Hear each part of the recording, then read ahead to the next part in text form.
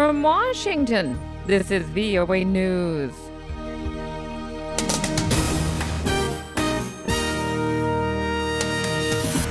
A suicide bomber targets the European police in Kabul, and militants attacked a town in central Mali. I'm Francis Alonzo reporting from Washington. A suicide car bomber has targeted a European Union police vehicle in Kabul, killing one passerby but not hurting any of the passengers.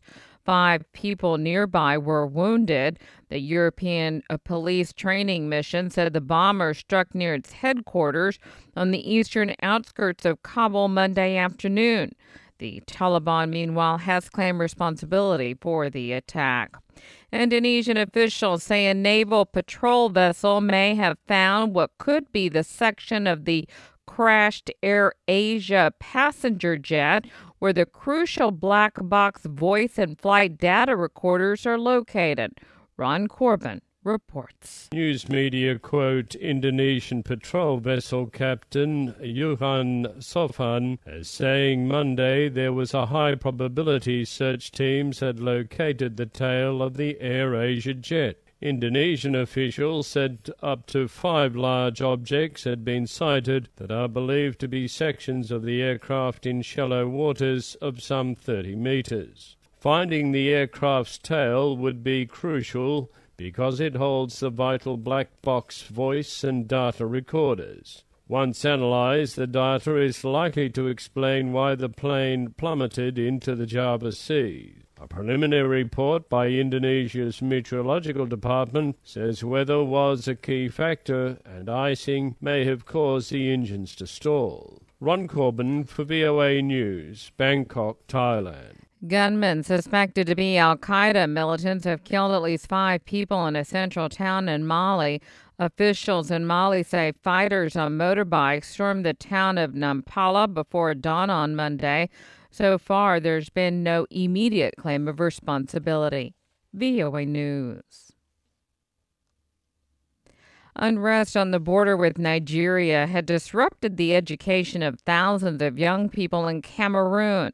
Many Cameroonian schools on the border with Nigeria's Borno state have remained closed as other schools in the country reopened Monday after the Christmas vacation.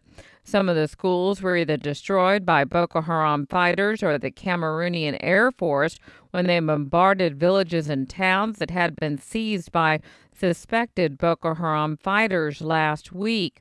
An official of Cameroon's Ministry of Basic Education in northern Cameroon says thousands of teachers, students, and pupils have fled schools located along the Cameroonian border with Nigeria's Borno state due to bloody confrontations between the Cameroon military and suspected militants in the Nigerian terrorist group Boko Haram.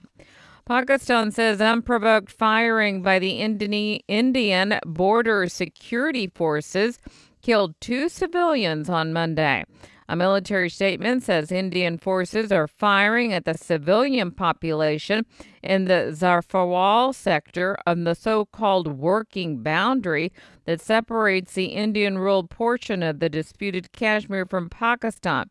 It says Pakistani Rangers, the paramilitary force guarding the eastern border with India, are responding to Indian fire. Former Taiwan President Chen Shui-bian left prison Monday on medical parole after several years due to declining health. Ralph Jennings reports. Taiwan's ex-president Chen Shui-bian left prison Monday for his family's home in South Taiwan. He was 6 years into a 20-year sentence for bribery, money laundering, and other corruption-related charges. His lawyer, Shi Yilin, said he had developed severe depression and incontinence, among other ailments. When in office from 2000 to 2008, Mr. Chen made a name for distancing self-ruled Taiwan from China, which claims the island as its own.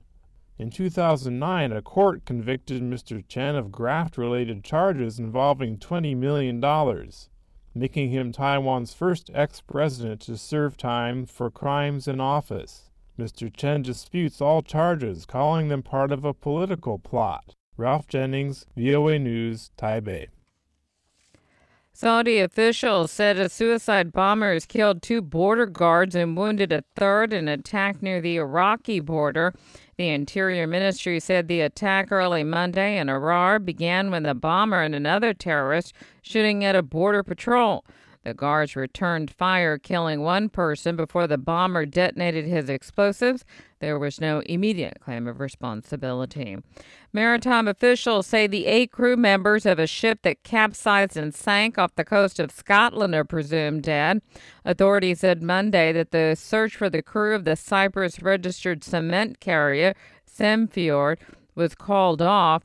The ship carried 7 Polish crew members and 1 Filipino. I'm Francis Alonzo in Washington. That's the latest world news from VOA.